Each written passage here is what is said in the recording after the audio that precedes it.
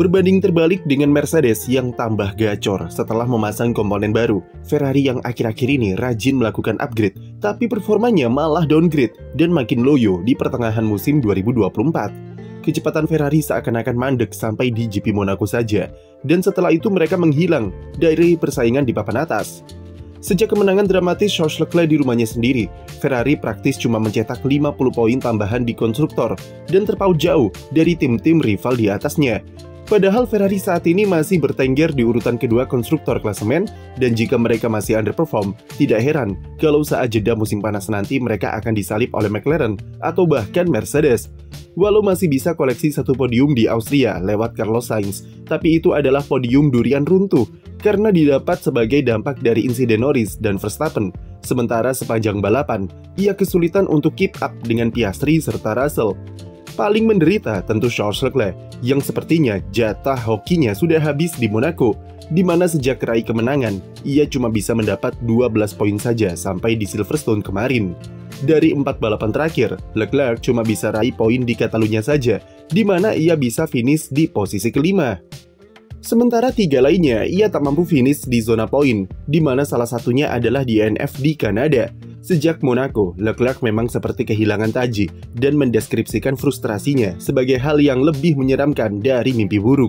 Di Austria, harus diakui jika pembalap 26 tahun ini ketiban sial karena kena sandwich saat start dan menyenggol mobil Oscar Piastri yang merusak sayap depan.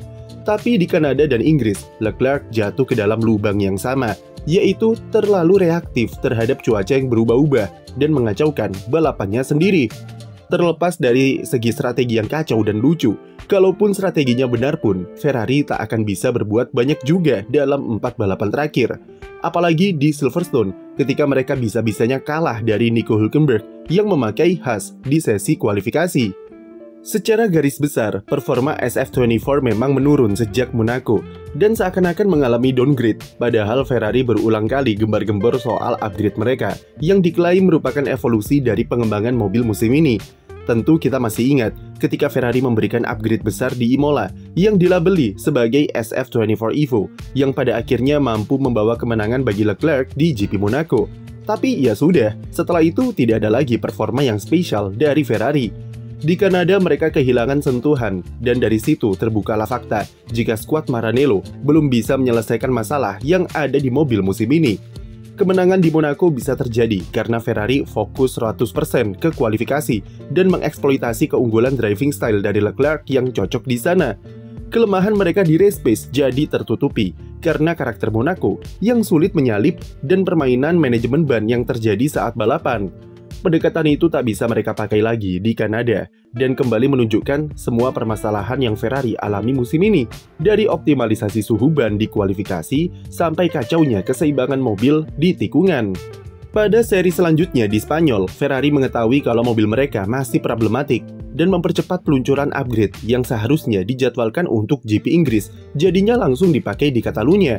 Upgrade tersebut lebih berfokus ke area floor dan diffuser, yang menandakan kalau tujuan Ferrari adalah penambahan downforce di area belakang mobil dan improvisasi performa di tikungan cepat serta lambat. Namun mungkin karena terburu-buru dalam meluncurkan upgrade atau kejar tayang, komponen baru yang harusnya bisa menambah performa mobil malah jadi downgrade ketika dipakai di sirkuit. Memang upgrade floor di Spanyol secara data bisa menambah downforce yang dihasilkan di mobil SF24. Tapi karena downforce yang dihasilkan terlalu besar, keseimbangan mobil jadi terganggu dan memunculkan lagi fenomena purposing. Sudah 3 tahun penerapan ground effect dan masih mengalami purposing tentu merupakan sebuah kemunduran yang signifikan bagi Ferrari. Efek purposing atau fenomena mobil mantul-mantul bukan cuma membuat pembalap tak nyaman, tapi juga mengganggu kestabilan mobil di tikungan cepat dan membuatnya mudah alami sliding yang berdampak ke degradasi ban saat long run. Untuk mengurangi purposing, Ferrari harus mengubah settingan dan mengorbankan banyak keunggulan di mobilnya hanya untuk membuat mobil lebih stabil, seperti downforce yang dikurangi, floor yang ditinggikan, ataupun suspensi yang lebih keras. Perubahan settingan itulah yang jadi penyebab performa Ferrari menurun di Catalunya dan Austria. Kemarin kami sudah bahas soal 3 tahapan yang dibuat oleh James Allison untuk membangkitkan Mercedes ke persaingan papan atas. yaitu pertama, perbaiki keseimbangan aero di mobil, lalu kedua, stabilkan mobil lewat komponen mekanikal seperti suspensi, dan terakhir, baru utak-atik downforce. Ketiga tahap itulah yang dilakukan oleh Red Bull, McLaren, dan kemudian diikuti oleh Mercedes. Sementara Ferrari, mereka sejatinya sudah punya suspensi yang oke punya, dan terbukti di Monaco dan Singapura tahun lalu. Tapi keseimbangan aero di SF24 masih berantakan, dan ini adalah problem bawaan dari mobil musim lalu, dan jadi alasan kenapa Ferrari hanya fokus di efisiensi aerodinamika saja. Dengan keseimbangan aero yang kacau, mereka berani bermain-main di area downforce dengan upgrade floor di Spanyol, dan dampaknya adalah beban aero terlalu besar di tengah, berujung pada munculnya purposing saat melibas tikungan cepat. Keseimbangan aero dan kestabilan mobil adalah segalanya di regulasi ground effect. Berkali-kali kami katakan, jika mobil generasi saat ini bukanlah tentang seberapa besar downforce yang dipunya, tapi lebih ke cara mengendalikan downforce supaya mobil tetap stabil. Hal itu karena pusat performa di ground effect ada di underfloor, yang merupakan area yang sangat sensitif dengan perubahan geometri sedikit saja. Ferrari melupakan hal fundamental tersebut, dan ketika rivalnya sudah mencapai kestabilan mobil yang oke, mereka masih sibuk bermain-main di area downforce. Melihat masalah di floor barunya, pada GP Inggris kemarin Ferrari memutuskan untuk kembali ke spek floor Imola sebagai pengorbanan untuk mencari data demi memperbaikinya di upgrade selanjutnya. Pendekatan Ferrari di Inggris kemarin mirip seperti yang mereka lakukan di GP Belanda tahun lalu, yaitu mengorbankan seluruh akhir pekan demi menemukan solusi akan permasalahan mereka. Dan tahun lalu, setelah balapan menyakitkan di Zandvoort, Ferrari tiba-tiba bisa gacor di GP Italia dan menang di Singapura. Apakah hal yang sama akan terjadi setelah ini? Jujur saja, kami tak yakin. Karena situasi yang dialami Ferrari di 2024 lebih kompleks. Dan ketika tim mengalami downgrade performa setelah upgrade, biasanya akan memakan waktu lama untuk memperbaikinya. Carlos Sainz mengatakan, kalau dengan kembali ke spek floor lama, Ferrari kehilangan waktu setidaknya 2 bulan dari pengembangan mobil F1 yang sudah mereka capai selama ini. Setidaknya ada beberapa hal positif yang didapat di Silverstone, yaitu dengan korelasi data yang masih oke, Sainz mengklaim jika Ferrari sudah tahu apa yang salah di mobilnya dan tinggal menunggu upgrade baru saja di Hongaria atau Belgia. Meski tentu saja bakal butuh waktu lama untuk bisa kembali ke performa seperti awal musim, karena tim rival yang sudah selangkah lebih maju dari Ferrari. Apalagi internal tim di struktur organisasi divisi teknis juga sedang dilanda kekosongan dengan pindahnya Enrico Cardile yang menjabat sebagai direktur teknis ke Aston Martin.